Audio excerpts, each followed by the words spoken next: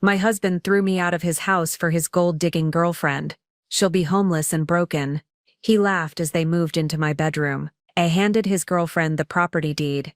She went pale when she saw whose name was on it. But let me tell you exactly how I heard those words that changed everything. I was standing in the marble-tiled foyer of our Victorian home on Maple Street, my bare feet silent against the cold stone, as I balanced a silver tray of fresh lemonade. The late afternoon sun streamed through the stained glass windows.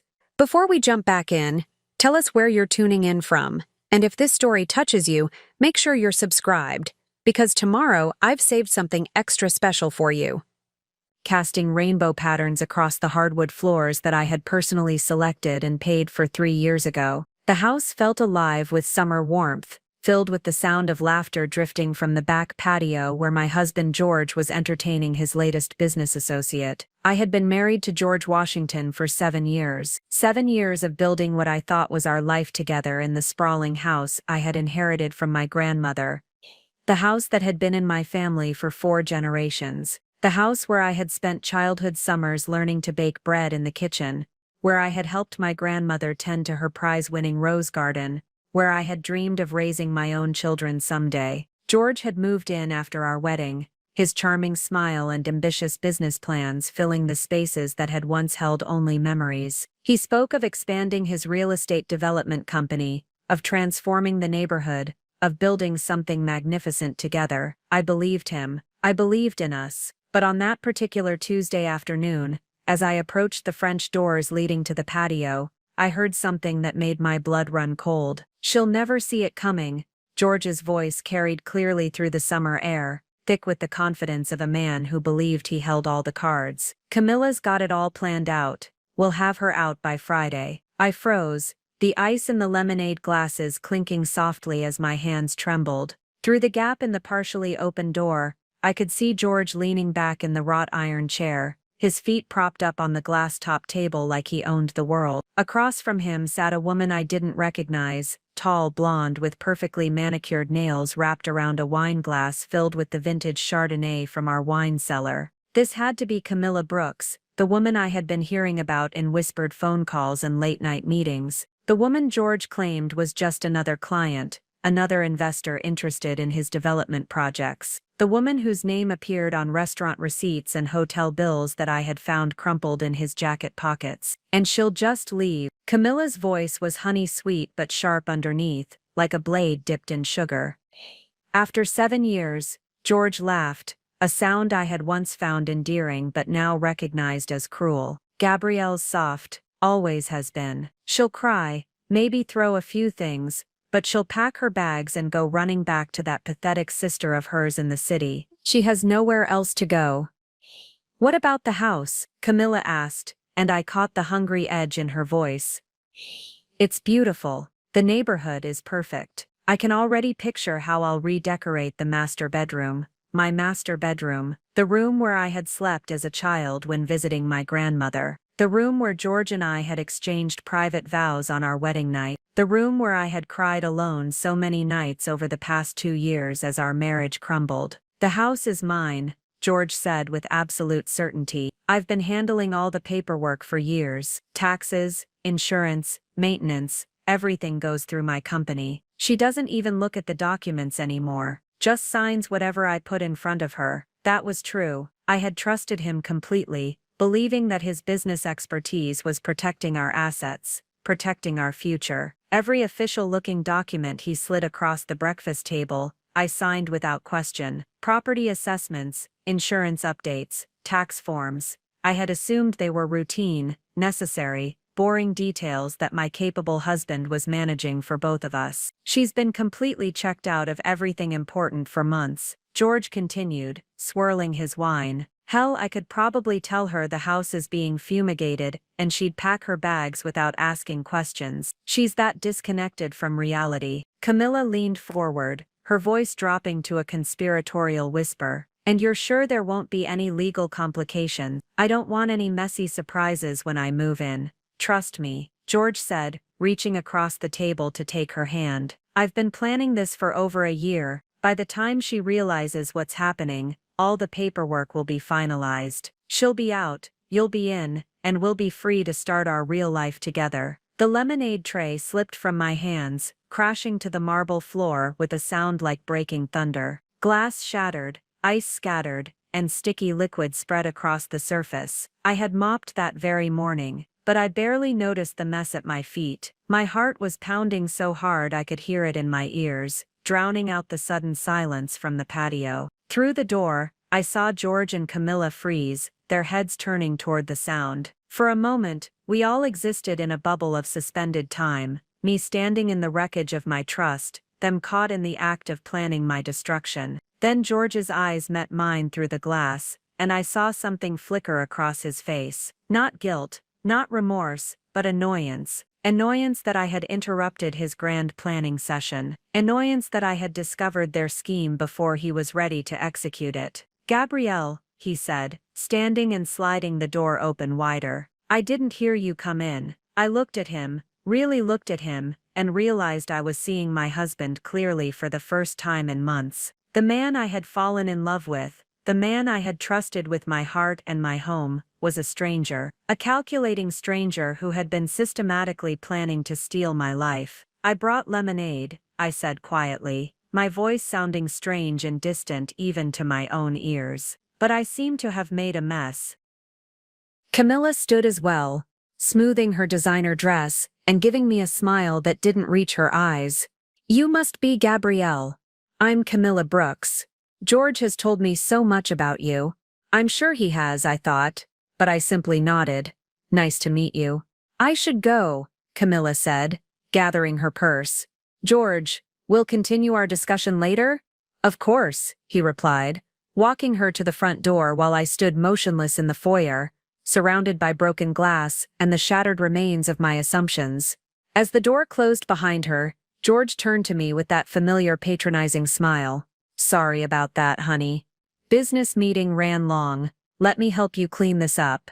But I was already walking away, my bare feet careful to avoid the scattered glass, my mind racing with the implications of what I had just heard. George thought he was 10 steps ahead of me.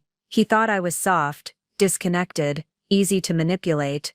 He had no idea that the woman he was planning to betray had been quietly, carefully, methodically preparing for this moment for longer than he knew. The game was about to begin, and I was already 3 moves ahead, but this story didn't start with broken glass and overheard conversations. The foundation of George's betrayal was built over years, one seemingly innocent manipulation at a time. When I first met George Washington at that charity gala 3 years before our marriage, he was everything I thought I wanted: confident, successful, charming. He owned Washington Development, specializing in historic property renovations. When he learned about my grandmother's Victorian house, his eyes lit up with what I mistook for genuine interest. "Pre-1900 architecture is my specialty," he had said. "I'd love to see it sometime." Within weeks, he was spending every weekend at the house, praising the craftsmanship and original details. "They don't make houses like this anymore," he would say, running his hands along the banister. Looking back, I realize he wasn't admiring the house, he was appraising it. The courtship was masterful manipulation. George never demanded anything directly. Instead, he made suggestions that felt collaborative. "With your tax situation, it might make sense to put the house under my company's LLC for protection," he mentioned casually. "The liability protection alone would save you thousands."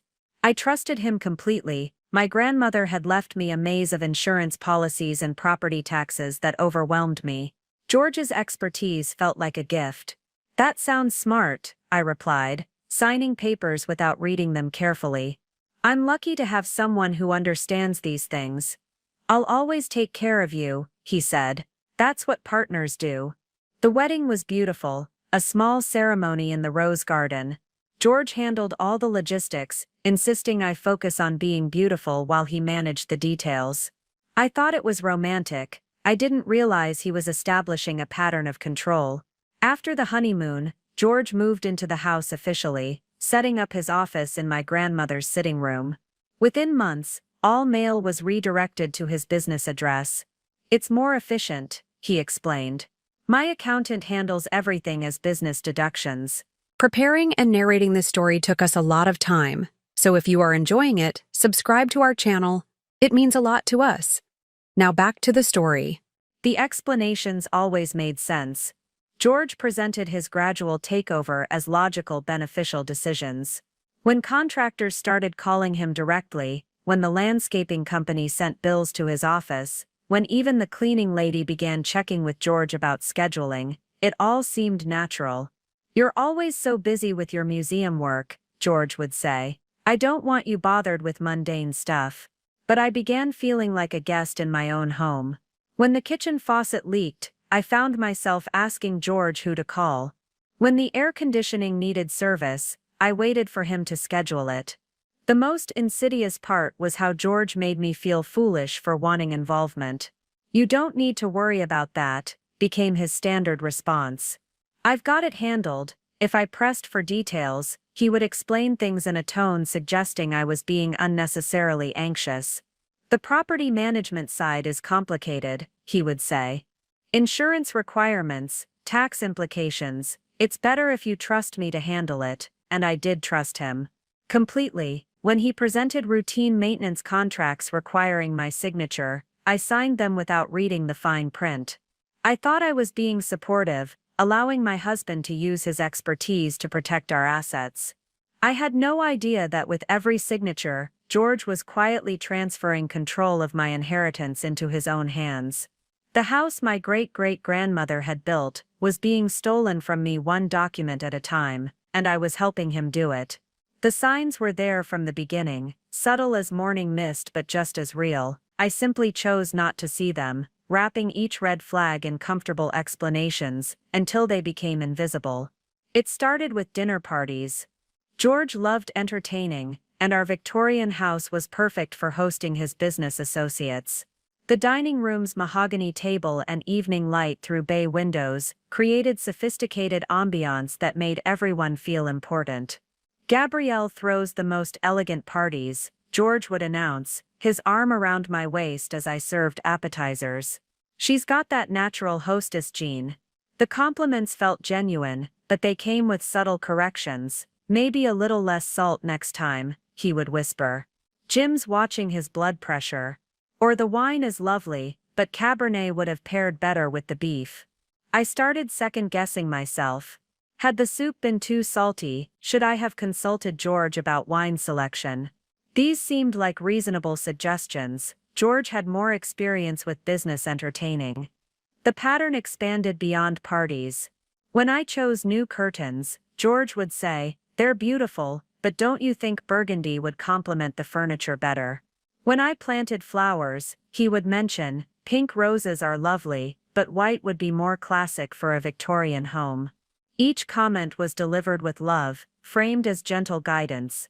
But slowly, I stopped making decisions without consulting him first. The house that had once reflected my personality began reflecting his preferences. "You're so lucky," my friend Joan Hart said after a dinner party. "George has such refined taste. He's so involved in making your home beautiful. He does have a good eye." I agreed, ignoring the small knot in my stomach. "Sometimes, I think he cares more about the house than I do." "What do you mean?" "Nothing negative. He's just passionate about historic preservation. He notices details I miss." Joan's eyebrows raised slightly. "In your own house?" "Our house," I corrected. "He grew up in apartments. Having a real family home means a lot to him." Joan nodded, but something in her expression suggested she wanted to say more. Instead, she simply said, "Just make sure you don't forget it's your family home too." The comments began extending beyond household decisions. At neighborhood events, George would introduce me as the one who inherited this gorgeous house we live in. I'm just the lucky guy who gets to help maintain it. The introduction felt wrong, reducing me to my inheritance rather than who I was. When I mentioned it to George, he looked genuinely confused. "I was bragging about you," he said. "Why wouldn't I be proud of that?" I felt foolish for being bothered. George was proud of me, proud of our life together. I should have been grateful. He didn't feel emasculated by my bringing more assets into the marriage. Financial conversations started around our second anniversary. George began mentioning the burden of maintaining such a large property. heating and cooling costs, expensive repairs. Don't get me wrong, he would say, reviewing bills. I love this house, but the costs are significant. The new roof alone will run $12,000. I thought your company was handling major repairs as business expenses. It is, but ultimately, it's our money. I want you to understand what we're dealing with financially. These conversations made me feel guilty, as if my inheritance was a burden George was graciously carrying. I began seeing the house through his eyes, not as a family legacy, but as an expensive responsibility. Maybe we should consider selling, I suggested after a plumbing emergency. George looked up from his laptop, expression carefully neutral. If that's what you want, but I hate to see you give up something your grandmother trusted you with. The guilt was immediate and sharp. Selling would be betraying my grandmother's memory. You're right, I said.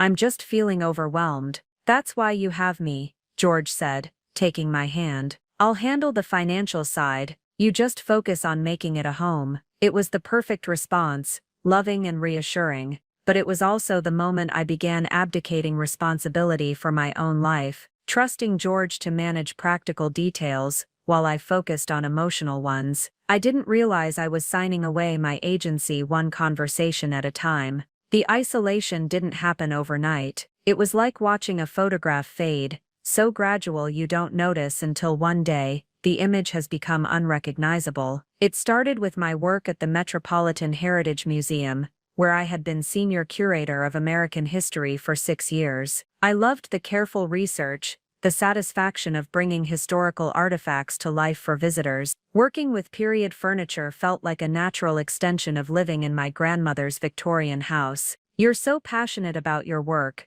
George would say, watching me prepare for exhibitions, but you're always stressed about deadlines and budgets. Maybe it's time to consider whether the museum really values what you bring. The comments were planted like seeds during casual conversations. When I mentioned disagreements with my supervisor, George would nod sympathetically. It sounds like they don't appreciate your expertise. When I expressed frustration about budget limitations, he would suggest, maybe you're too good for a place that can't properly fund your vision. The seeds sprouted when I was passed over for assistant director, in favor of a less experienced colleague with better political connections. I came home devastated, feeling like 6 years of work had been dismissed. I'm not surprised, George said, holding me as I cried. You're too talented, too innovative for them. They probably felt threatened by your capabilities. But I love the work, I sobbed. Of course you do, but maybe it's time to think about what you really want. You could freelance as a historical consultant.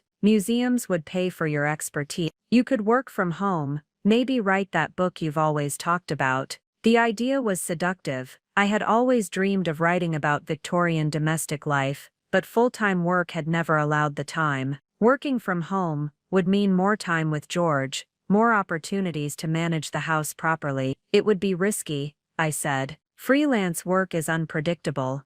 That's what I'm here for, George replied. My business is doing well enough to support us both, while you build your practice. Think of it as an investment in your future. The decision to leave felt like my own, but I can see now how carefully George had orchestrated each conversation, each suggestion, each moment of doubt. He never told me to quit. He simply created conditions where quitting felt logical, even empowering. My supervisor tried to dissuade me. This is a mistake, Dr. Margaret Collins said. You're one of our most talented curators. The board would have recognized that eventually. I'm ready for a change, I replied, though the words felt hollow. Dr. Collins studied my face carefully. Are you sure this is what you want? Because if you're leaving because of the promotion situation.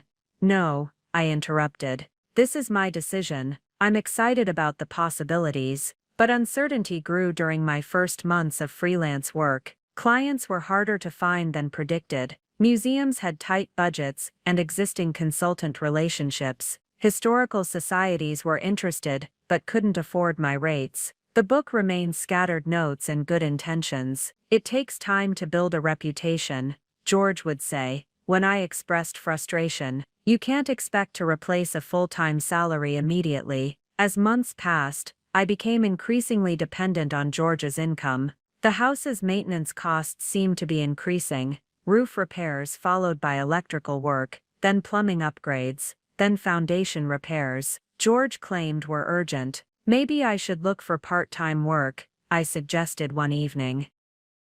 George looked up from his calculator, expression patient but exasperated. That defeats the purpose of going freelance. You'll be splitting your time and energy. You won't be able to give consulting clients the attention they deserve. But the money is fine, George interrupted. My business is growing. We're not struggling. You just need to be patient. I wanted to believe him, but my savings account was steadily shrinking. I felt like I was drowning in slow motion, watching my financial independence disappear.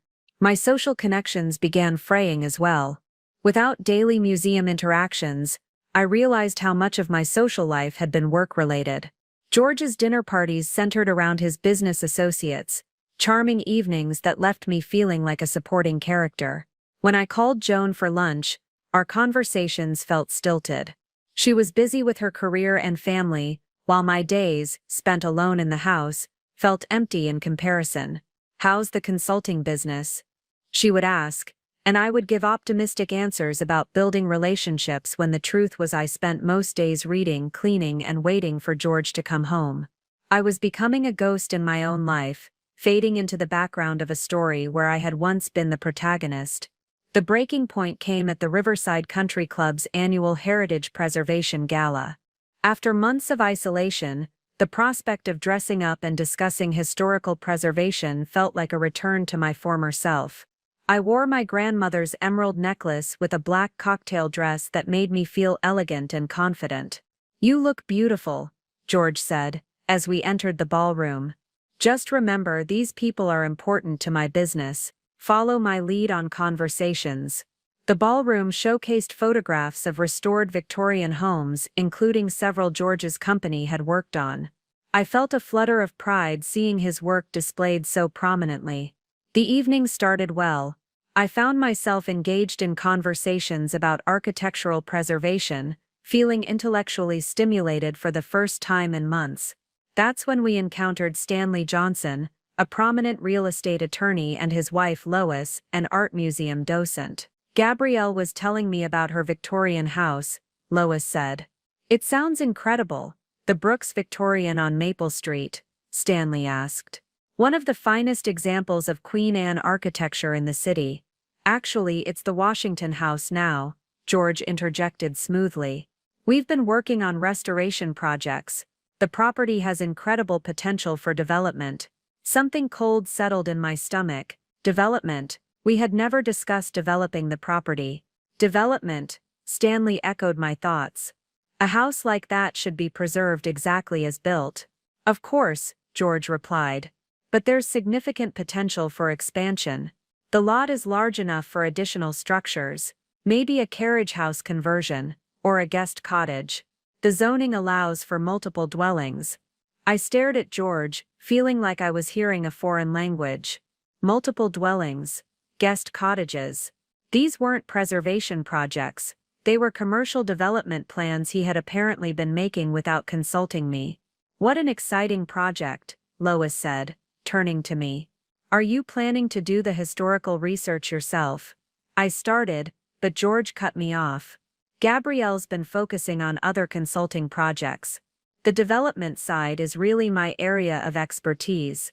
She trusts me to handle the business decisions. The dismissal was swift and complete. In one sentence, George had reduced me from property owner to silent partner, from decision maker to someone who trusts him to handle my own inheritance. Actually, I said, my voice sharper than intended, I haven't agreed to any development plans.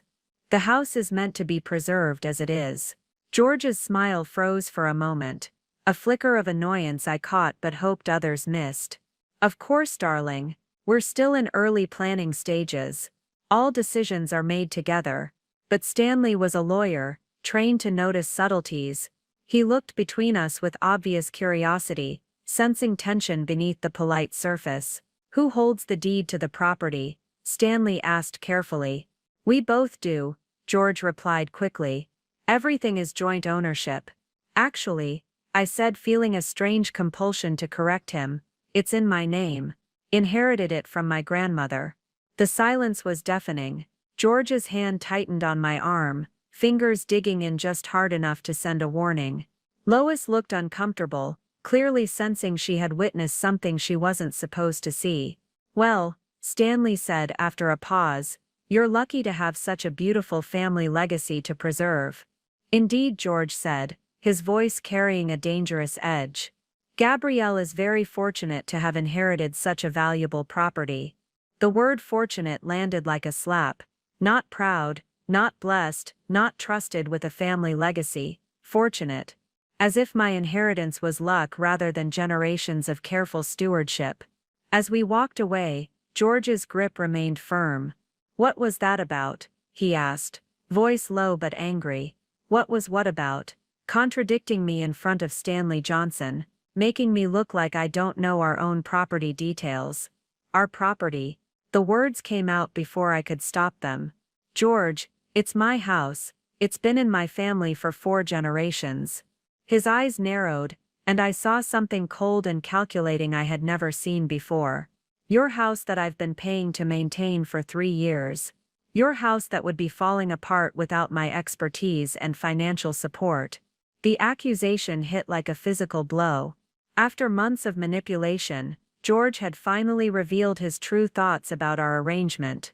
I wasn't a wife, I was a burden he had been graciously carrying. "I never asked you to. You never asked because you never had to." He cut me off. "You just assumed I'd handle everything while you played at being a consultant." The cruelty was breathtaking. In a ballroom full of people who respected historic preservation, George had reduced my life's work to playing. He had made clear that he saw my inheritance not as a family legacy to be preserved, but as a business opportunity to be exploited. I stood there in my grandmother's emerald necklace, surrounded by photographs of historic houses saved from destruction, and realized that my own home, my own life was under attack from the person who was supposed to protect it. The woman who had once curated museum exhibitions, who had been trusted with preserving pieces of American history, had been systematically diminished until she couldn't even defend her own property rights. But something shifted in that moment. The cold calculation in George's eyes revealed something important. He wasn't my partner, he was my adversary, and I was about to learn how to fight back. The drive home from the gala was silent, tension crackling between us like electricity before a storm. When we reached the house, George headed straight for the liquor cabinet, pouring himself 3 fingers of bourbon without offering me anything. "You embarrassed me tonight," he said finally, not turning to face me. "I embarrassed you? By clarifying that I own my own house?" George turned, his eyes already glassy. "By making me look like I don't know what I'm talking about. By contradicting me in front of potential clients. Potential clients for what, exactly? What are these development plans you've been making without consulting me? Plans to make this place profitable, instead of just a money pit," George snapped. "Plans to turn your grandmother's legacy into something that actually generates income. Our bank account." I stared at him, seeing a stranger. "George, this is my house, my inheritance, my decision." He laughed bitterly. "Your house that I've been subsidizing for 3 years. Your inheritance that would be worthless without my expertise and investment." "What investment? What money have you actually put into this house?" George's face darkened. "Every repair, every improvement, every tax payment has gone through my company. I've been managing this property like a business investment, protecting your assets while you play house." "Then maybe you should show me the bills," I interrupted.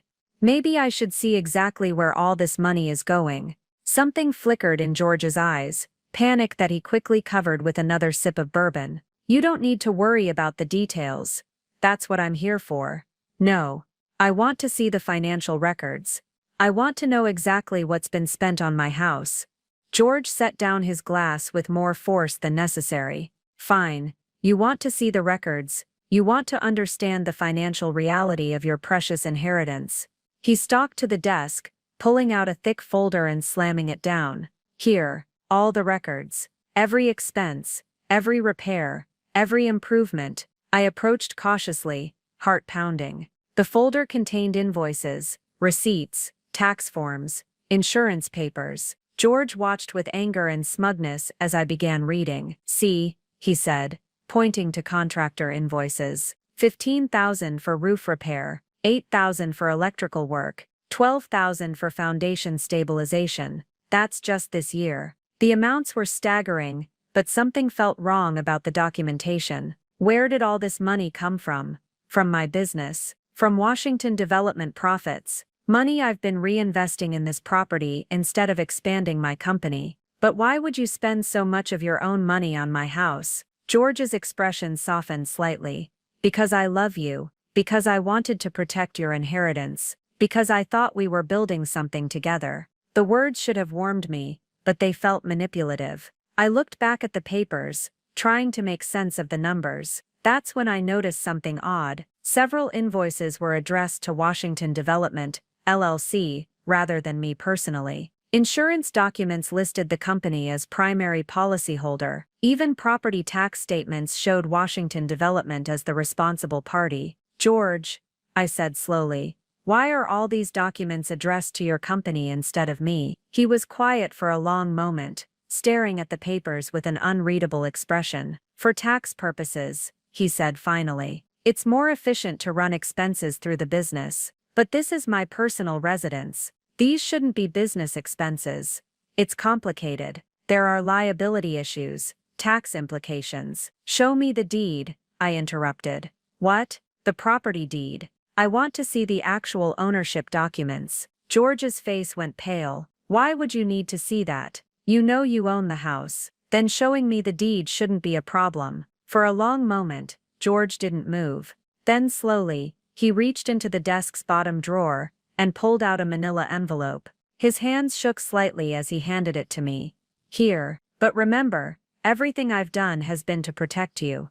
To protect us." I opened the envelope with trembling fingers. The deed was thick, formal, covered in legal language that made my head spin. But one thing was crystal clear. The property was listed as owned by Washington Development, LLC, with me listed as a beneficial occupant. The room spun as the implications sank in. According to this document, I didn't own my grandmother's house. George's company did. I was nothing more than a tenant with benefits. "What is this?" I whispered. George's face crumpled. "I can explain. It's not what it looks like." But I was already backing away, papers clutched in my hands. "You stole my house. You stole my inheritance." "No," George said desperately. "I protected it. I restructured ownership to protect you from liability, from tax consequences." "You lied to me," I interrupted, my voice growing stronger. "You made me sign papers I didn't understand. You stole my house, and made me grateful for it." George's composure finally cracked. "You would have lost it anyway," he shouted. "You had no idea how to manage a property like this. You would have been bankrupt within 5 years." The admission hung between us like a confession. He hadn't protected me, he had taken advantage of me. Every signature, every document, every routine form had been part of a systematic plan to steal my inheritance. But as I stood there holding the deed that had stripped away my birthright, I felt something unexpected: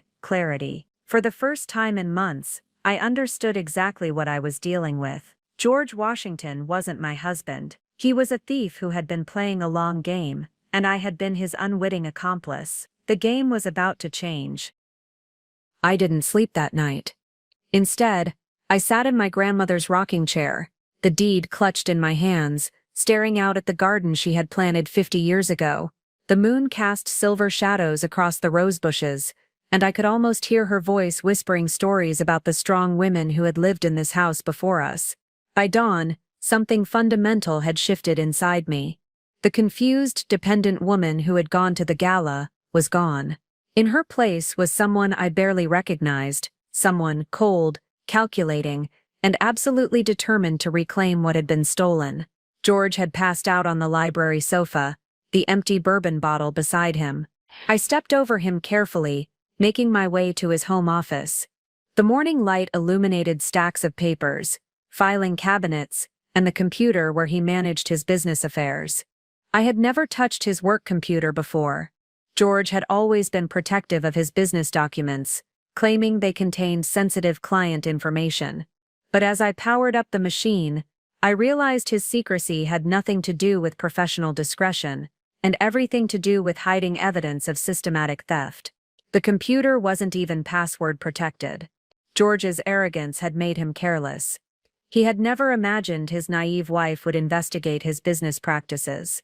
The desktop was organized into folders labeled with property addresses, including one marked Maple Street Project. My hands trembled as I opened the folder. Inside were dozens of documents, architectural plans, development proposals, financial projections, and correspondence with potential investors. The plans were extensive. George intended to divide the property into multiple lots, demolish the original house, and build luxury condominiums. But what made my blood run cold was the timeline. The first document was dated 3 months before our wedding. George had been planning to steal and develop my house since before we were married. Our entire relationship had been built on fraud. I kept reading, horror growing with each document. George had been using my house as collateral for business loans, leveraging my inheritance to fund other development projects. The property taxes and insurance payments hadn't been acts of generosity, they had been investments in his own portfolio. A folder labeled legal documents contained copies of all the papers I had signed over 3 years. George had meticulously documented every step of his scheme, including notes about my emotional state when I signed each document. Subject appeared distressed about museum situation. Read one note. Signed transfer papers without reading. Excellent timing. Subject. He had referred to me as a subject in his own notes, like I was a mark in some elaborate con game. I printed everything, every document, every email, every financial projection. The printer ran for over an hour, churning out evidence that George had systematically defrauded me of my inheritance. By the time I finished, I had a stack of papers 3 inches thick. "What are you doing?" George's voice behind me made me turn slowly. "Research," I said calmly. "I'm learning about the Maple Street Project." George's face went white. "Gabrielle, you don't understand." "I understand perfectly. You've been planning to steal my house since before we were married. You've been using my inheritance as collateral for business loans. You've been documenting your fraud in meticulous detail." "It's not fraud," George said desperately. "It's business. It's protecting our assets. Our assets." I stood up, papers still in my hands. "George, you've been referring to me as the subject in your own notes. You've been treating our marriage like a business transaction." The silence stretched between us, heavy with exposed truth. George's shoulders sagged as he realized there was no point in continuing the charade. "You would have lost it anyway," he said quietly. "You had no business sense, no understanding of property management. At least this way, the value is preserved. For you. The value is preserved for you." George looked at me then, really looked at me, and I saw the moment he realized something fundamental had changed. The woman standing in front of him wasn't the compliant, trusting wife he had been manipulating for 3 years. "What are you going to do?" he asked. I smiled, and it was the coldest smile I had ever produced. "I'm going to get my house back." That afternoon I drove to Collins, Hart and Associates, and met with Stanley Johnson. When I walked into his office, carrying my stack of documents, he took one look at my face and canceled his afternoon appointments. "Tell me everything," he said. I talked for 2 hours, laying out George's entire deception. Stanley listened without interruption, occasionally making notes. When I finished, he began examining the documents. "This is one of the most systematic cases of spousal property fraud I've ever seen," he said. "Your husband documented his own crimes in remarkable detail. Can we get my house back?" Stanley smiled, a sharp, predatory expression. "Mrs. Washington, by the time we're finished with your husband, you'll own more than just your house, you'll own his entire business." "How?" "Because he used your property as collateral for multiple business loans without your knowledge. That's fraud on a massive scale. When we prove the original transfer was obtained through deception, every transaction becomes null and void." I felt something loosen in my chest, a knot of fear and helplessness that had been growing tighter for months. What do we do next? We document everything. We build a case so airtight that your husband will have no choice but to settle. And while we're doing that, you're going to continue being the perfect wife. What do you mean? Stanley's smile grew wider. You're going to go home and act like nothing has changed.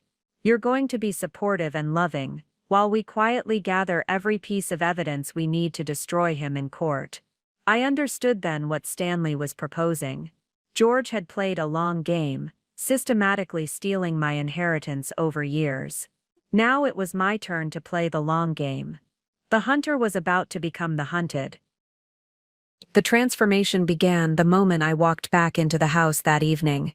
George was in the kitchen, nervously pacing while he waited for me to return from what I had told him was a drive to clear my head.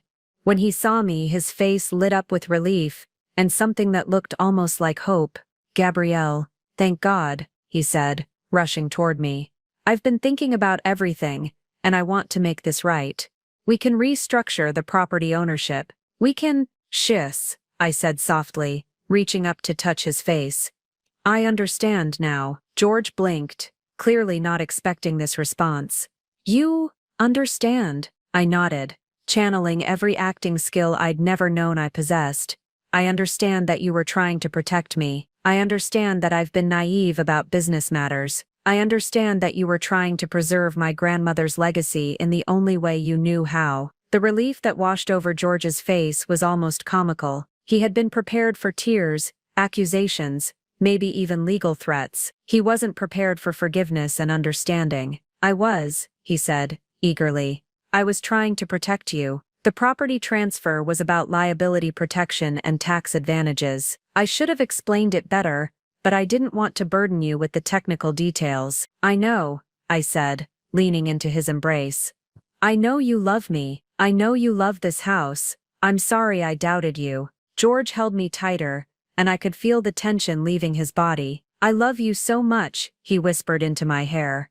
"I never want to lose you." "You won't," I promised. And that was the truth, just not in the way he thought. Over the next few weeks, I became the perfect wife. I cooked his favorite meals, listened attentively to his business stories, and even began asking questions about his development projects, with what appeared to be genuine interest. "I've been thinking," I said, one evening as we sat in the library, George reviewing contracts, while I pretended to read. "Maybe you could teach me more about the business side of property management. I feel like I've been so disconnected from the practical aspects of homeownership." George looked up from his papers, his expression pleased and slightly patronizing. "I'd love to teach you," he said. "It's about time you understood what goes into maintaining a property like this. Could you show me how you organize all the financial records?" I asked. "I want to understand the systems you've put in place." George was more than happy to demonstrate his organizational methods. He walked me through his filing system,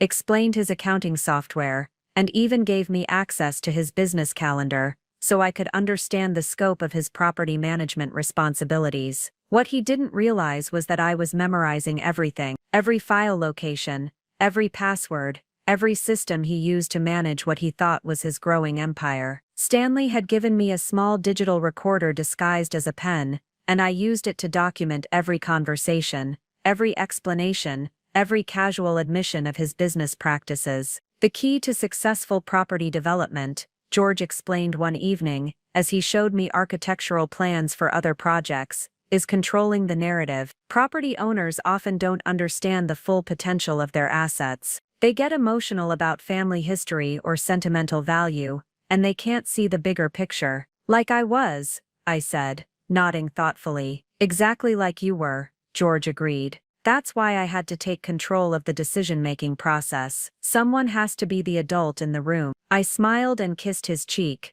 "You're so much smarter than I am about these things." The compliment made George preen with pride. My apparent acceptance of his superior business acumen made him careless in ways that would have been unthinkable a month earlier. He began leaving sensitive documents on his desk instead of filing them away immediately. He took phone calls about questionable business practices in my presence, apparently confident that I was too naive to understand their implications. During one particularly revealing conversation with a business partner, George discussed a pattern of targeting property-rich cash-poor widows and divorcees for development deals. "They're emotional decision-makers," he explained, while I folded laundry nearby. "They can be convinced to sign almost anything if you frame it as protecting their legacy." I nearly dropped the shirt I was folding, but I managed to maintain my composure. George was describing a systematic pattern of fraud that extended far beyond my case. He was a predator who specialized in exploiting vulnerable women,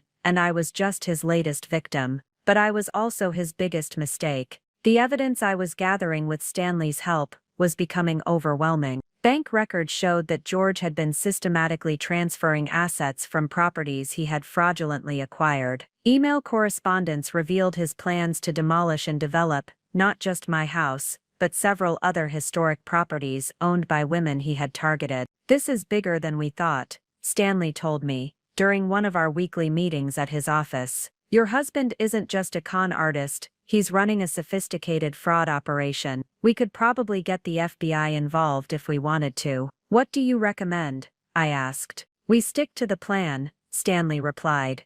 "We let him think he's in control while we document everything. When we finally move against him, we want to make sure he can't wriggle out of it through legal technicalities." At home I continued my performance. I attended George's business dinners, smiling and nodding while he described his various projects to potential investors. I listened to him explain how he had rescued properties from owners who didn't understand their value. I even helped him prepare presentations about the Maple Street project, pretending to be excited about the prospect of turning my grandmother's house into luxury condominiums. "You've really come around on this," George said one evening, as we reviewed the latest architectural plans. "I was worried you'd never understand the vision." "I'm learning to see things through your eyes," I replied, and that was true in a way he would never understand. The most difficult part of the performance was maintaining it in bed. George's physical affection now felt like a violation, knowing what I knew about his true nature. But I endured it, even encouraged it, because I knew that emotional and physical intimacy made him more likely to let down his guard. One night, as we lay together after he had fallen asleep, I stared at the ceiling and thought about my grandmother. She had survived the Great Depression, raised 3 children alone after my grandfather died young, and somehow managed to preserve the family house through decades of financial hardship. She had been strong in ways I was only beginning to understand, and she had trusted me with her legacy, not because she thought I was weak, but because she believed I had the strength to protect it when the time came. George stirred beside me, murmuring something in his sleep about closing the deal. I smiled in the darkness, knowing that he was right about one thing: a deal was about to be closed. Just not the one he expected. 3 weeks into my performance, I had developed a routine that would have impressed any professional investigator. Every morning after George left for his office, I would systematically photograph documents, download files, and organize evidence with the methodical precision of a museum curator cataloging artifacts. The difference was that these artifacts would destroy a man's life instead of preserving history. I had purchased a small safe and hidden it behind a false panel in my grandmother's old wardrobe, a secret compartment I had discovered as a child, but never told anyone about. Inside, I kept copies of everything: financial records, legal documents, recorded conversations, and a detailed timeline of George's fraudulent activities. My consultation meetings with Stanley had evolved into full-scale strategy sessions. We met every Tuesday at a small cafe downtown, far from George's usual business haunts. To anyone watching, we looked like old friends catching up over coffee. In reality, we were building a case that would systematically dismantle George's entire criminal enterprise. "Look at this," I said, sliding a folder across the table during one of our meetings. "I found financial records for 5 other properties he's acquired through similar schemes." Stanley opened the folder and whistled softly. "Margaret Chen, Helen Rodriguez, Dorothy Barnes. These are all elderly women who inherited valuable properties. There's a pattern," I continued, pulling out a handwritten chart I had created. "He targets women who have recently lost their husbands or gone through divorces. Women who own property, but lack business experience. He poses as a romantic partner or trusted advisor, gains their confidence, then systematically transfers their assets to his company. This is serial fraud, Stanley muttered, studying the documents. How did you get access to all of this? He showed me, I said simply. He's been so proud of his business acumen that he's been using these cases as teaching examples. He thinks he's educating me about property development, but he's actually confessing to multiple felonies. Stanley leaned back in his chair, shaking his head. The arrogance is breathtaking. He's documenting his own crimes and using them as bragging rights. There's more, I said, pulling out my phone. He's been talking about expanding the operation. He wants to start targeting women in other cities, maybe even other states. He's treating it like a franchise model. I played a recording from the previous week, George's voice clear and confident as he discussed his plans with a potential business partner. The key is identifying the right targets. Recent widows are ideal. They're emotionally vulnerable and often overwhelmed by suddenly having to manage assets they don't understand. You approach them as a helpful advisor, gain their trust, then gradually take control of their decision-making process. Stanley's expression darkened as he listened. This recording alone is enough to put him away for years. But I want more than criminal charges, I said. I want to make sure he can never do this to another woman. What do you have in mind? I pulled out another folder, this one containing financial projections and business plans. George has been leveraging all these fraudulently acquired properties to secure loans for his development projects. If we can prove that the original acquisitions were fraudulent, every loan secured against those properties becomes invalid. Stanley's eyes widened as he understood the implications. He'd be personally liable for millions in defaulted loans. Exactly. And since he's been operating through an LLC, once we pierce the corporate veil and prove fraud, his personal assets become fair game for collection. You've been busy, Stanley said, clearly impressed. My grandmother didn't just leave me a house, I replied. She left me a legacy of strong women who fought for what was theirs. I'm not just fighting for my property, I'm fighting for every woman he's victimized. The evidence collection had become easier as George grew more confident in his deception. He no longer bothered to hide sensitive documents, leaving contracts and correspondence scattered across his desk. He took business calls in my presence, discussing fraudulent activities with the casual confidence of someone who believed his wife was too naive to understand the implications. One evening, while George was showering, I photographed a series of emails between him and his business partner discussing their next target, a recently divorced woman named Sarah Miller, who had inherited a valuable commercial property from her ex-husband. She's perfect, George had written. Emotional, overwhelmed and sitting on a gold mine she doesn't know how to manage. I'm taking her to dinner next week to discuss property management solutions. The email made me physically ill. George was planning to destroy another woman's life while I sat at home pretending to be his loving wife. But it also strengthened my resolve.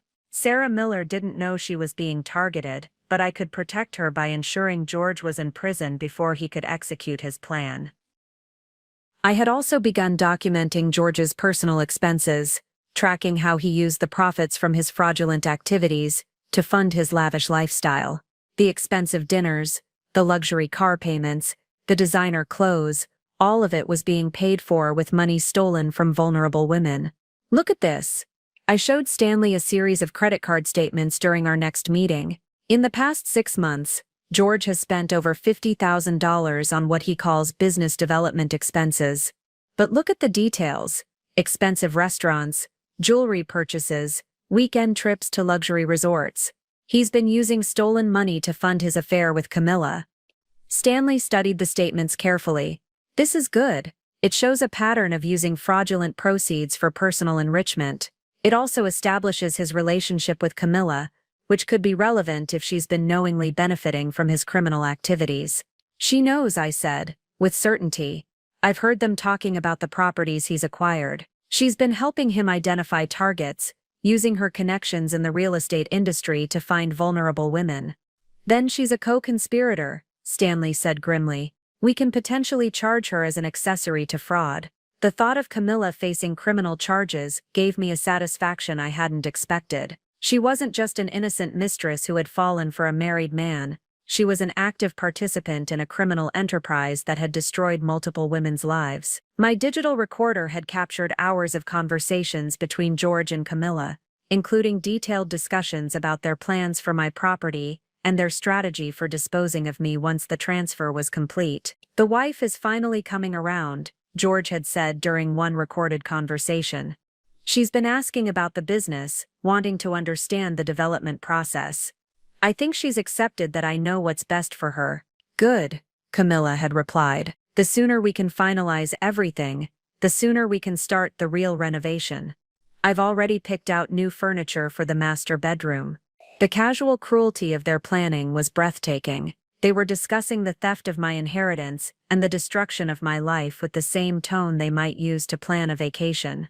But their confidence was about to become their downfall. Every conversation, every document, every careless admission was being carefully documented and prepared for presentation in court. George thought he was months away from completing his theft. In reality, he was days away from losing everything he had stolen, and everything he had legitimately earned in the process. The trap was nearly set. All I needed now was the perfect moment to spring it. My investigation had revealed the scope of George's crimes, but I knew I couldn't take him down alone. What I needed was a network of allies, people who had the expertise, resources, and motivation to help me dismantle his entire operation. The first ally came from an unexpected source. During one of my evidence-gathering sessions, I had discovered that Margaret Chen, one of George's previous victims, was still alive and living in an assisted care facility across town. According to George's files, he had convinced her to sign over her family's restaurant property 3 years ago, claiming he would help her manage it as a rental investment. Instead, he had sold it to developers who turned it into a parking lot. I drove to Sunset Manor on a rainy Thursday morning, my heart pounding as I approached the front desk. The receptionist, a cheerful woman named Carol, directed me to Margaret's room after I explained I was researching the history of her family's restaurant for a museum project. Margaret Chen was 83 years old, sharp as a tack, and absolutely furious when I explained why I was really there. "That bastard," she said, her voice trembling with rage. "He stole my family's restaurant. 4 generations of my family worked in that building. My grandmother started the business with nothing but a walk and a dream. I'm going to stop him," I told her, showing her some of the evidence I had collected. "But I need your help. I need you to testify about what he did to you." Margaret's eyes lit up with a fire I hadn't expected. "You damn right, I'll testify. That man destroyed my family's legacy. If there's a way to make him pay,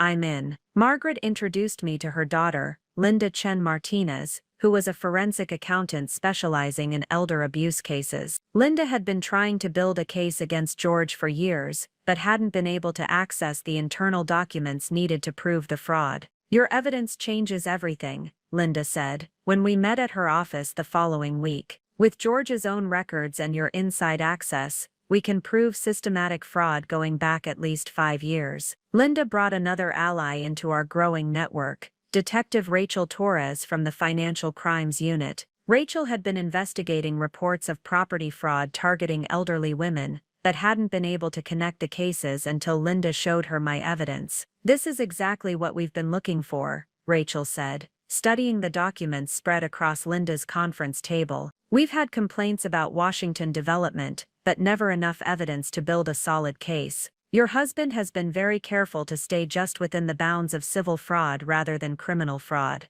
Until now," Stanley added. He had joined our meeting to coordinate the legal and criminal aspects of our case. "The recordings and documents Gabrielle has collected show clear intent to defraud, conspiracy, and racketeering. This isn't just civil fraud anymore, it's organized crime." Our team continued to grow. Linda introduced us to Maria Santos, a private investigator who specialized in white-collar crime. Maria had been hired by Helen Rodriguez's family to investigate the suspicious circumstances surrounding Helen's property transfer, but hadn't been able to gather enough evidence to prove George's involvement. "Your husband is smart," Maria explained during our first meeting. "He's been very careful to make his fraudulent activities look like legitimate business transactions. But he's also arrogant, and arrogance makes people careless. Maria brought a skill set that complemented our legal and financial expertise. She had contacts in the banking industry who could help us trace the flow of money through George's various accounts. She also had surveillance equipment that could help us document meetings and conversations that might provide additional evidence.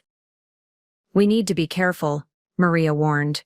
"If George suspects he's being investigated, he could destroy evidence or transfer assets offshore. We need to move quickly once we're ready to strike." The most unexpected ally came through Margaret Chen's network at the assisted living facility. Dorothy Barnes, another of George's victims, had been living at Sunset Manor for the past year, having lost her home after signing what she thought was a reverse mortgage agreement with George. "He seemed so nice," Dorothy told me when I visited her. "So helpful and understanding. He said he was going to help me stay in my home, but instead he took it away from me."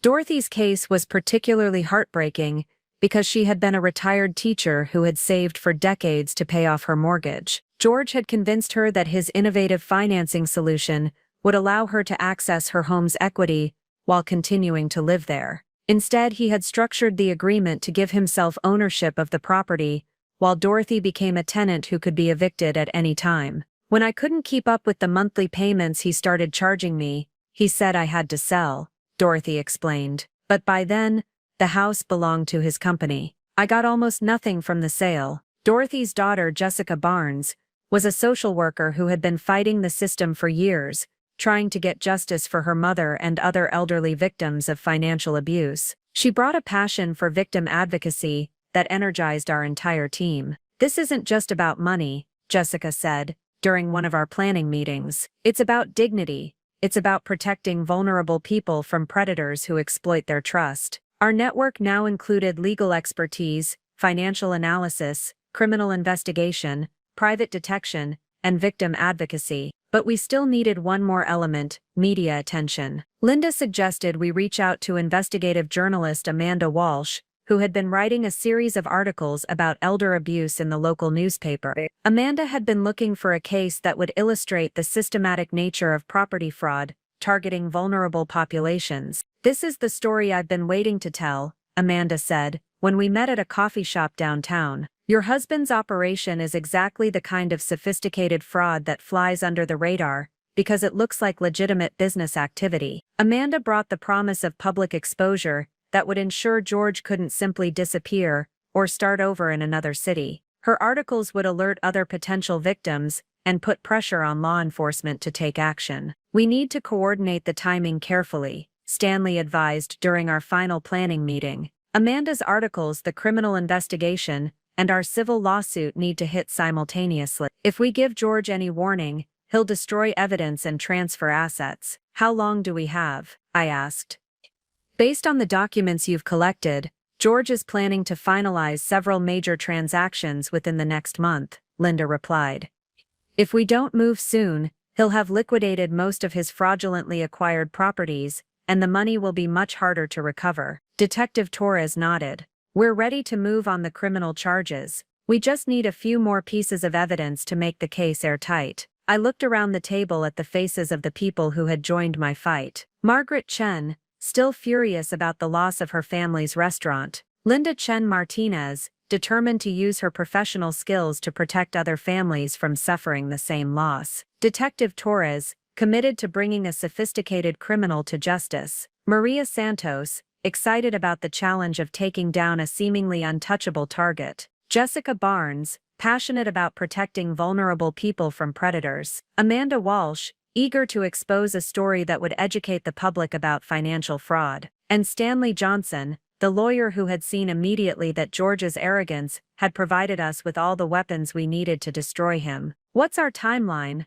I asked. Stanley smiled, the predatory expression I had come to associate with his confidence in our case. 2 weeks. In 2 weeks, we bring down George Washington's criminal empire." George thought he was 2 weeks away from completing his theft of my inheritance. In reality, he was 2 weeks away from losing everything he had stolen, everything he had legitimately earned, and his freedom. The hunter had become the hunted, and he had no idea the trap had already been set. The final piece of evidence came from George himself, delivered with the casual arrogance that had defined our entire marriage. It was a Tuesday evening in late November, and I was in the kitchen preparing dinner when I heard George's voice from the living room, talking animatedly on the phone. "The timeline is perfect," he was saying, his voice carrying the satisfaction of a man who believed he had executed the perfect crime. "The wife is completely on board with the development project now. She's even been helping me prepare investor presentations." I froze,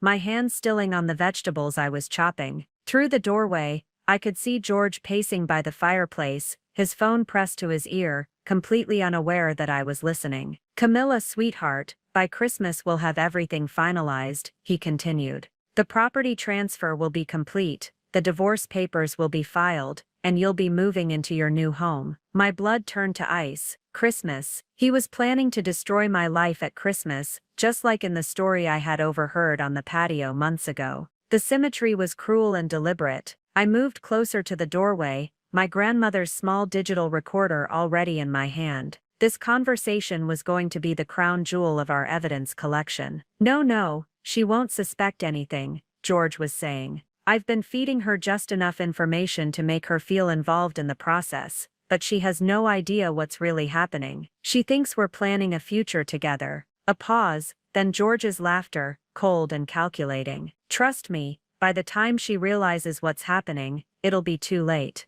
I've structured everything so that she'll have no legal recourse. The property transfer was voluntary, the divorce will be uncontested, and she'll be left with nothing but a few sentimental trinkets." I had to grip the doorframe to keep from staggering. The casual cruelty of his words was breathtaking. He was planning to leave me homeless and penniless, and he was discussing it like a business transaction. "The timing is crucial," George continued. "I'm planning to serve her the divorce papers on Christmas Eve. She'll be so shocked and emotional that she won't think clearly. By the time she recovers enough to consult a lawyer, I'll have transferred all the remaining assets, and you'll be legally established as the primary occupant." Christmas Eve. He was planning to destroy my life on Christmas Eve, when I would be most vulnerable, most isolated, most likely to be overwhelmed by emotion, rather than thinking strategically. "She'll probably cry," George said, and I could hear the smile in his voice. "She'll beg me to reconsider, promise to be a better wife, all the usual dramatics. But I'll be firm. I'll explain that I've found someone who actually understands business, someone who can be a real partner in building something significant." The conversation continued for another 10 minutes, George describing in detail how he planned to execute what he called the final phase of the operation. He talked about which assets he would allow me to keep, you enough to rent a small apartment, nothing more, how he would frame the divorce to make it look like a mutual decision, and how quickly he expected me to vacate the house. "She'll be out by New Year's," George concluded, "and we'll start renovations in January. By next Christmas, we'll be hosting parties in our renovated mansion." Our renovated mansion. The house that had been in my family for 4 generations, the house where my grandmother had raised her children and tended her garden, the house that contained a century of memories and love. George was planning to gut it and turn it into a showcase for his stolen wealth. When the conversation ended, I remained in the kitchen doorway for several minutes, trying to process what I had heard.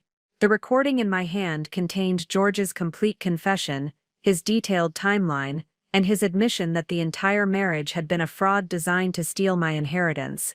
But more than that, it contained something even more valuable, confirmation that our timing was perfect. George was planning to make his move on Christmas Eve, which gave us exactly 3 weeks to execute our counterattack. I finished preparing dinner mechanically, my mind racing with the implications of what I had learned. When George came into the kitchen, humming cheerfully, I managed to smile and ask about his day. "Great day," he said, kissing my cheek, "some exciting developments on the horizon. I think this Christmas is going to be one to remember." "I hope so," I replied, and meant it more than he could possibly know. That night, I called Stanley from my hidden phone, speaking in whispers from my grandmother's secret room behind the wardrobe. "He's planning to serve divorce papers on Christmas Eve," I told him. "He thinks the emotional timing will prevent me from thinking clearly." "Perfect," Stanley replied. That gives us our timeline. We'll execute our plan on December 23rd, the day before he planned to destroy you. Will we be ready? We'll be ready. Detective Torres has confirmed that the district attorney is prepared to file criminal charges. Linda has finished tracing all the financial transactions. Maria has documented his meetings with potential investors. Amanda has her articles ready to publish. And I have a lawsuit that will freeze all his assets and put him in personal bankruptcy. What about the other victims? Margaret, Dorothy, and Helen are all prepared to testify. Their stories will demonstrate the systematic nature of his fraud. The judge will see exactly what kind of predator George really is. I closed my eyes, feeling a satisfaction I hadn't experienced in months. George had spent years planning to steal my life, but his arrogance had given us every tool we needed to destroy him. There's one more thing, I said.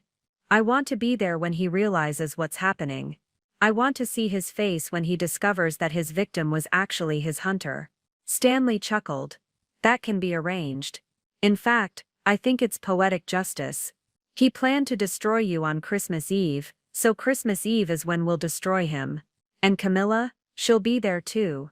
Detective Torres wants to arrest both of them simultaneously. She's been just as involved in the fraud as he has. After I hung up, I sat in the darkness of my grandmother's secret room, surrounded by the evidence that would bring down the man who had tried to steal my legacy. The scared, isolated woman who had discovered George's betrayal 4 months ago was gone. In her place was someone stronger, smarter, and absolutely determined to protect not just herself, but every other woman George had victimized. George thought he was 3 weeks away from completing the perfect crime. In reality, he was 3 weeks away from losing everything he had stolen, everything he had legitimately earned, and his freedom. The trap was set, the evidence was gathered. The allies were prepared, all that remained was the execution. And unlike George, I wasn't going to wait until Christmas Eve to deliver my surprise.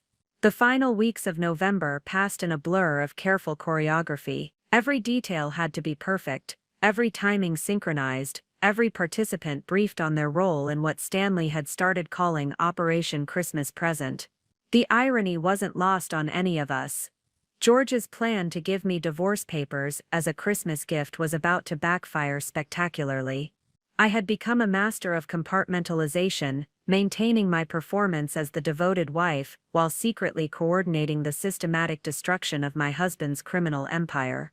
George, meanwhile, had become increasingly smug and affectionate, apparently believing that his manipulation had been so successful that I was now completely under his control.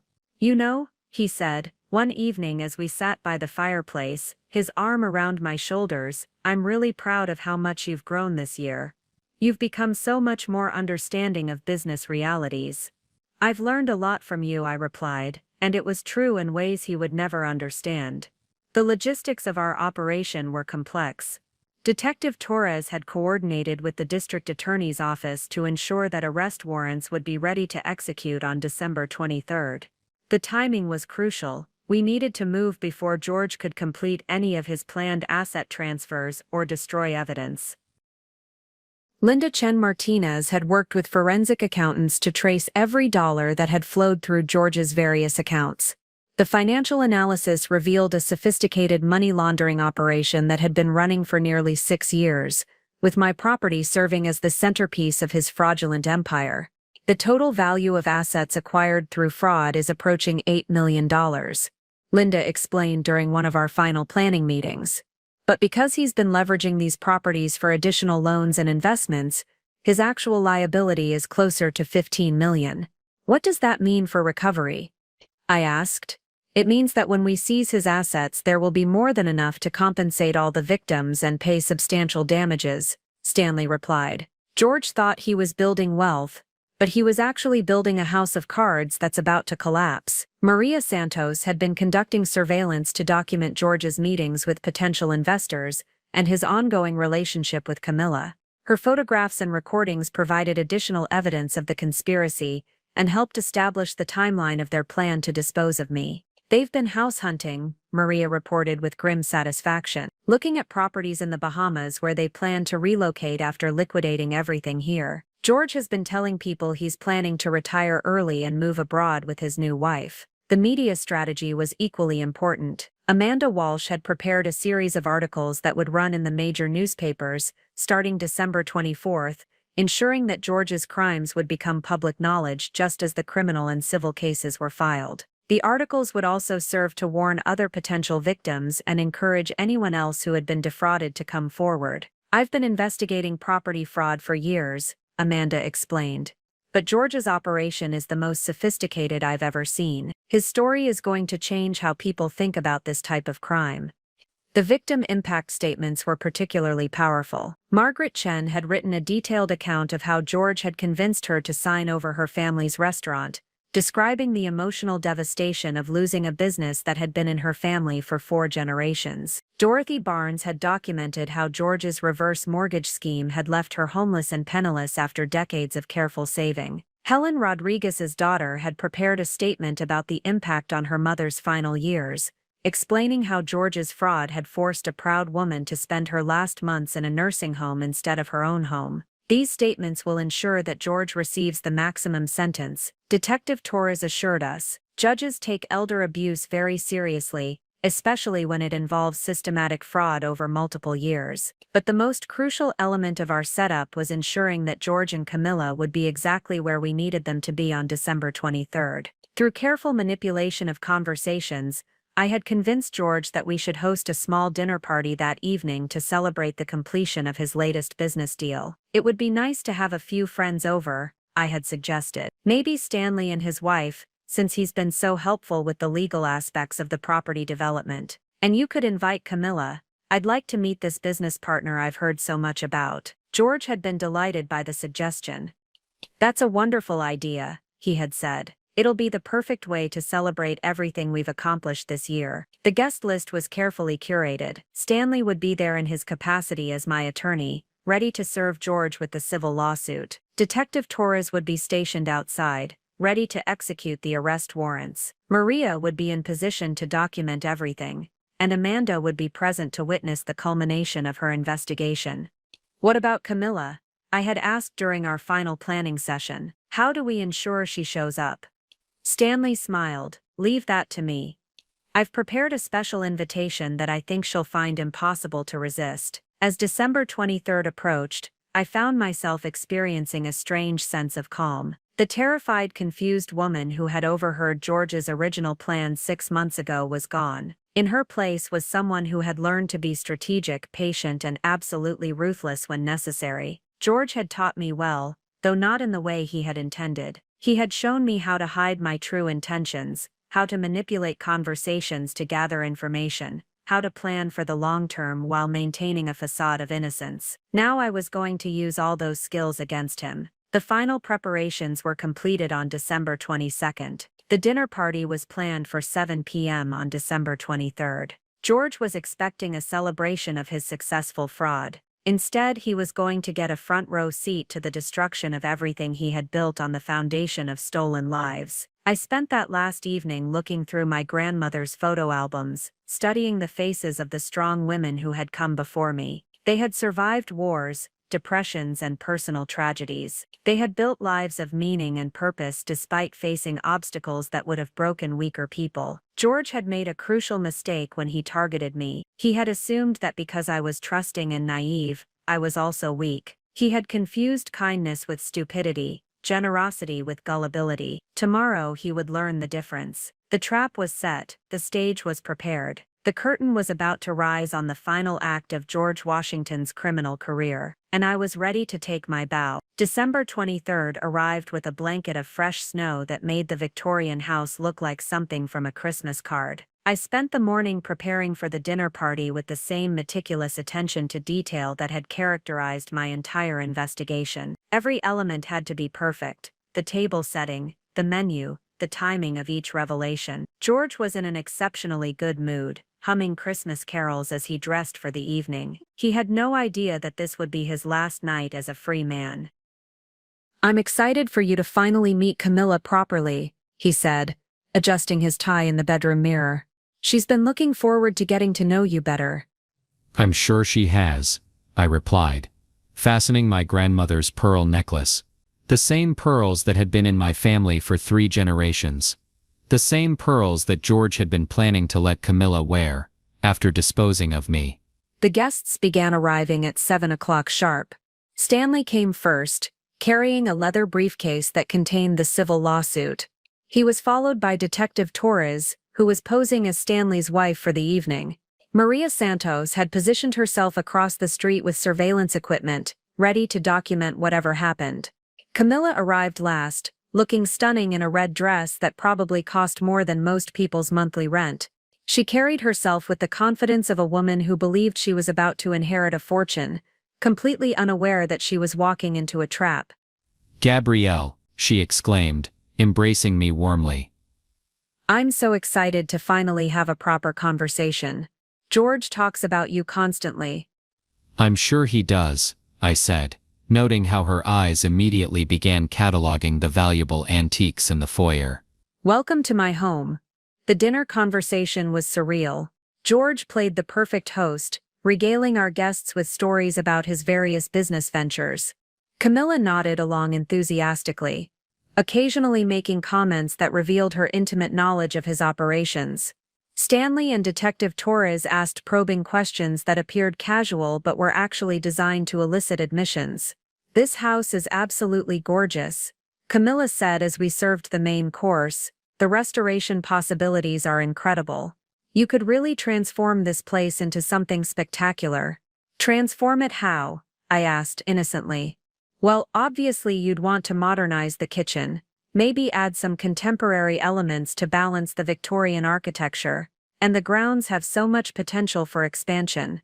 George beamed with pride. "Camilla has such a vision for historic properties. She sees possibilities that most people miss." "Like what?" Detective Torres asked, playing her role perfectly. "Multiple revenue streams," Camilla replied enthusiastically. "You could convert the carriage house into rental units, maybe add a small commercial space. The zoning allows for mixed-use development." I felt a cold satisfaction as Camilla unknowingly confessed to conspiracy in front of a police detective. Every word she spoke was being recorded, every admission carefully noted. "That sounds expensive," Stanley observed. "Who would finance such extensive renovations?" George's chest puffed with pride. "That's the beauty of proper property management. When you structure ownership correctly, you can leverage one property to fund improvements to another. It's all about maximizing the return on your asset portfolio." "Your asset portfolio?" I asked, my voice carefully neutral. "Well, our asset portfolio," George corrected quickly. "But you know what I mean, you've never been interested in the business side of things." The moment had arrived. I excused myself from the table, ostensibly to check on dessert, but actually to retrieve the folder I had hidden in the kitchen. When I returned, I placed it on the table next to George's wineglass. "What's this?" he asked, his voice suddenly cautious. "Just some documents I thought you might find interesting," I said, settling back into my chair. "I've been doing some research into property ownership and development rights." George opened the folder, and I watched his face carefully as he began to read. The first document was a copy of the original deed to the house, the one that clearly established my ownership. The second was a legal analysis of the fraudulent transfer documents he had tricked me into signing.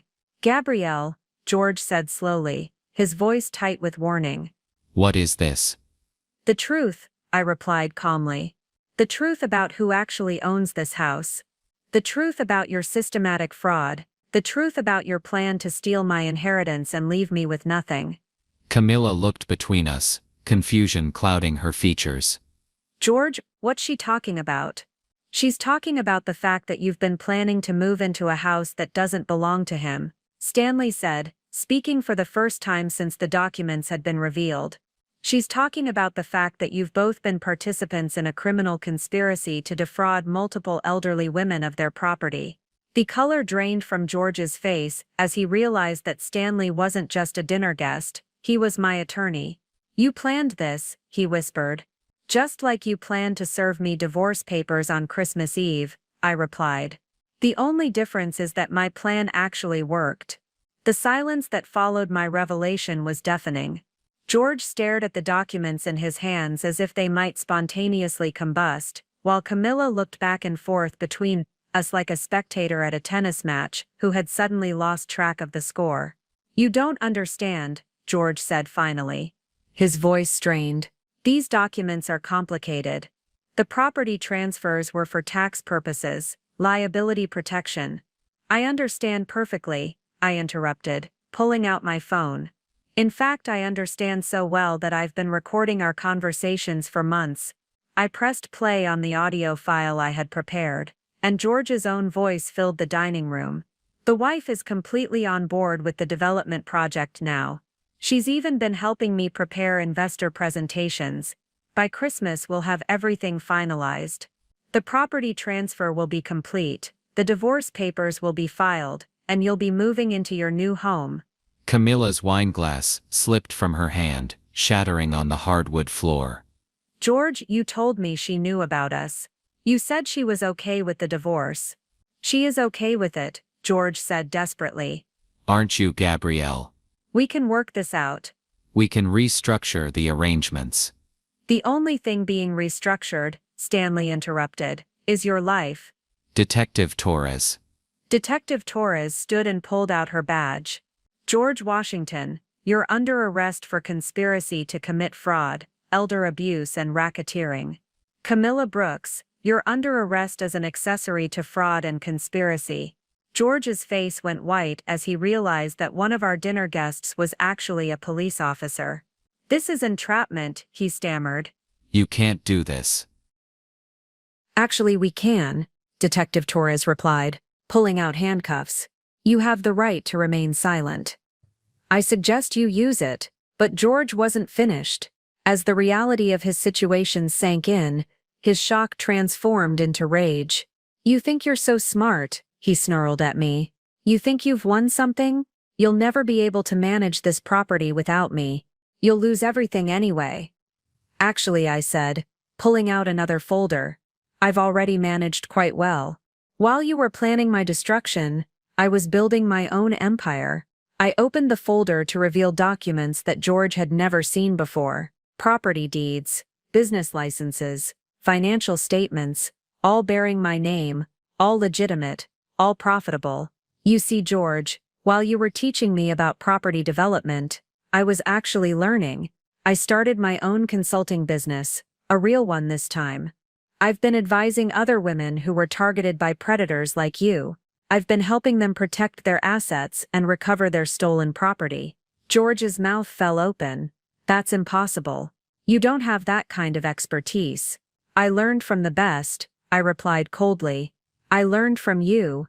Every technique you used to manipulate me, every strategy you employed to steal from elderly women, I documented it all, and turned it into a business model for protecting potential victims." Stanley smiled and added, "Gabrielle has been remarkably successful. Her consulting firm has prevented over $2 million in fraud in just the past 6 months. She's become quite the expert on property crime. But there's more," I continued, savoring the moment. "You remember Margaret Chen, don't you? The elderly woman whose family restaurant you stole." George's eyes widened with recognition and growing horror. "Margaret's daughter Linda is a forensic accountant. She's been tracking every transaction you've made for the past 5 years. Every fraudulent transfer, every illegitimate loan, every penny you've stolen from vulnerable women." I pulled out a thick document and placed it in front of George. "This is the financial analysis of your criminal enterprise. You've stolen $8.2 million from elderly women, but you've also borrowed against those stolen properties. Your total liability is just over $15 million. Camilla, who had been silent since the arrests began, suddenly found her voice. $15 million. "George, you told me you were worth millions. You said we'd be rich." "We would have been," George said bitterly, "if she hadn't interfered. Actually," I said, pulling out one final document, "you would have been bankrupt anyway. This is a forensic analysis of your legitimate business operations. Washington Development has been losing money for 3 years. The only thing keeping you afloat was the constant influx of stolen assets." I stood up and walked to the window, looking out at the snow-covered garden my grandmother had planted. You see, George, you made one crucial mistake. You assumed that because I was trusting, I was also stupid. You confused kindness with weakness. I turned back to face him, meeting his eyes directly. But the women in my family have been survivors for generations. We've faced wars, depressions, and men who thought they could steal our lives. We've always found ways to fight back. George stared at me as if seeing me for the first time. The compliant, naive wife he had been manipulating for years was gone, replaced by someone he didn't recognize. You planned this from the beginning, he whispered. No, I replied. You planned this from the beginning. I just learned how to plan better. Detective Torres finished reading the Miranda rights and began leading George and Camilla toward the door. As they passed me, Camilla looked back with tears in her eyes. I really thought he loved me, she said quietly. He loved what you could give him, I replied, just like he loved what he could take from me. As the door closed behind them, I stood in the foyer of my grandmother's house, my house, and felt something I hadn't experienced in years, complete and absolute peace. The trap had been sprung, the predator had been caught, the stolen lives were about to be restored, and I was just getting started. The house felt different after the police cars pulled away, their red and blue lights fading into the snowy night. Stanley and I sat in the living room, surrounded by the scattered evidence of George's downfall, while the grandfather clock in the hallway chimed 9 times. How do you feel? Stanley asked, pouring himself a glass of the wine that George had selected for our celebration dinner. Empty, I said honestly. For months everything I did was focused on this moment. Now that it's over, I'm not sure what comes next. What comes next is justice, Stanley replied, and recovery, both for you and for George's other victims. My phone had been buzzing constantly since the arrests. News of George's criminal enterprise was already spreading through the local business community. Amanda Walsh's first article had gone online within an hour of the arrests, and the story was being picked up by newspapers across the state. Look at this, I said, reading from my phone. The headline is Local Developer, Arrested in Multi-Million-Dollar Fraud Scheme. Amanda didn't hold back. Stanley read over my shoulder. She's done excellent work. This story is going to make it impossible for George to claim he was just a misunderstood businessman. The phone rang, and I recognized Margaret Chen's daughter Linda on the caller ID. Gabrielle, Linda's voice was thick with emotion. I just saw the news. Is it true? Did they really arrest him? It's true, I confirmed. George and Camilla are both in custody. The fraud scheme is officially exposed. My mother is crying, Linda said. She's been waiting 3 years for this day. She never thought she'd see justice. Tell her this is just the beginning, I replied. Stanley says the asset recovery process will start immediately. Everyone who was defrauded will get their money back. After I hung up, Stanley pulled out his laptop and began showing me the financial projections for the asset recovery. George's properties will be seized and sold at auction. The proceeds will be distributed to the victims based on the amount each one lost. What about the properties he legitimately owned? I asked. Those will be sold too, to pay the damages and legal fees. George is going to lose everything. His business, his personal assets, even his retirement accounts. I thought about George sitting in a jail cell, probably still trying to figure out how his perfect plan had gone so wrong. He really believed he was smarter than everyone else. Narcissists always do, Stanley replied. They can't conceive of being outmaneuvered by people they consider inferior. A knock at the door interrupted our conversation. When I answered it, I found Dorothy Barnes's daughter Jessica standing on the porch, tears streaming down her face. I'm sorry to bother you so late, Jessica said, but I had to thank you in person. My mother has been so depressed since she lost her house. When I told her about the arrests, she smiled for the first time in months. Come in, I said, leading her to the living room. Stanley was just explaining the asset recovery process. Jessica sat down heavily in my grandmother's armchair. I never thought we'd see justice. Mom kept saying that men like George Washington were too powerful to be stopped. Your mother was wrong, Stanley said gently. Men like George are only powerful when their victims are isolated and afraid. Once their victims start working together, the predators become vulnerable. What happens now? Jessica asked. Now we rebuild, I replied. George's victims get their money back, and we make sure this never happens to anyone else. As Jessica left, she turned back at the door. You know what the best part is? George thought he was so clever, planning to destroy your life at Christmas. Instead, you gave all of us the best Christmas present we could have asked for, justice. After she left, Stanley and I returned to the living room. The fire was dying down, and the house was settling into its familiar nighttime sounds. For the first time in months, the silence felt peaceful rather than threatening. What are you going to do with the house? Stanley asked. I looked around at the Victorian architecture George had coveted, the antique furniture he had planned to sell, the family photographs he had intended to discard. I'm going to restore it, I said. Not the way George wanted to restore it, but the way my grandmother would have wanted. I'm going to turn it into something that helps people. What do you mean? I'm thinking about a resource center for women who've been victims of financial fraud, a place where they can get legal advice, financial counseling, and emotional support. George taught me that predators target isolated women, so I'll create a place where women don't have to face these battles alone. Stanley smiled. Your grandmother would be proud. I think she would, I agreed. She always said that the women in our family were survivors. I'm finally understanding what she meant. As Stanley gathered his papers and prepared to leave, I walked him to the door. The snow was still falling, covering the tracks left by the police cars and creating a clean slate for whatever came next. Thank you, I said, for everything. For believing me, for helping me fight back, for giving me the tools to reclaim my life. Thank you, Stanley replied, for showing me that sometimes the victim is stronger than the predator realizes. After he left, I stood in the foyer of my house, truly my house now, and felt the weight of generations of strong women who had faced their own battles within these walls. George had tried to steal my legacy, but instead he had helped me discover my own strength. The predator had been caught, the victims would be restored, and I was finally free to build the life I wanted, surrounded by the memories of the women who had taught me that survival was just the beginning. The months following George's arrest passed in a blur of legal proceedings,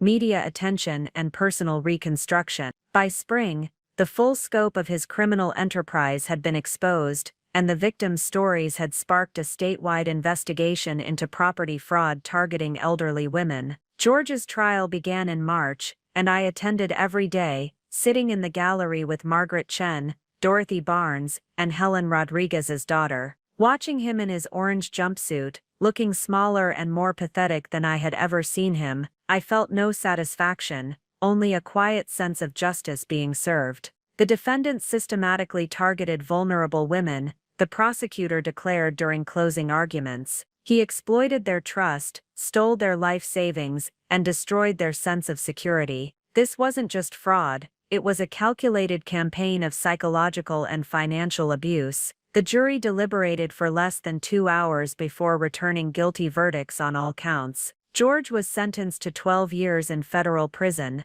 with no possibility of parole for 8 years. Camilla, who had agreed to testify against him in exchange for a reduced sentence, received 3 years. Justice has been served, Margaret Chen said as we left the courthouse. But more importantly, other women won't have to suffer what we suffered. The asset recovery process had been remarkably successful. Stanley's team had traced and seized over $10 million in fraudulent proceeds, allowing full restitution to all victims with additional damages for their suffering. Dorothy Barnes was able to buy back her family home from the developers who had purchased it. Margaret Chen's family recovered enough money to open a new restaurant in honor of their grandmother's legacy. My own financial situation had improved dramatically. The consulting business I had started during my investigation had grown into a thriving practice specializing in financial fraud prevention. I was now working with law enforcement agencies across 3 states, training investigators to recognize the warning signs of property fraud, and helping potential victims protect themselves. The Victorian house had been transformed as well, though not in the way George had envisioned. The first floor now housed the offices of the Chen Washington Foundation for Elder Protection, named in honor of Margaret Chen's courage in coming forward. The foundation provided free legal services, financial counseling, and emotional support to elderly victims of financial abuse. "Your grandmother would be amazed," Joan Hart said during one of her visits. "You've turned her house into something that helps dozens of families. I think she always knew it would be used for something important," I replied. "She just trusted me to figure out what that would be." The garden had been restored to its original beauty, with new plantings that honored both my grandmother's memory and the other victims who had found justice.